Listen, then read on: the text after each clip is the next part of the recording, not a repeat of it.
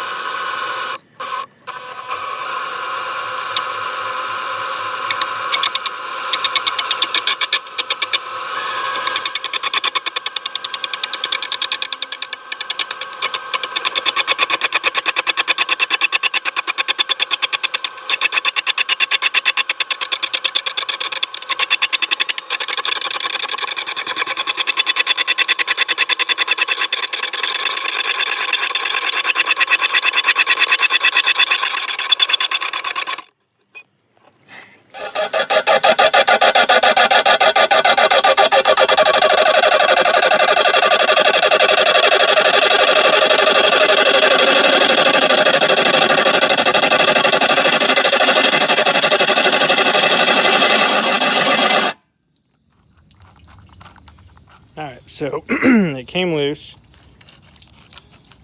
and the little set screw that holds that thing in disappeared. I don't know where it went. So, thumbs down, spend the $20 to $30 and get the right bit. This thing sucks.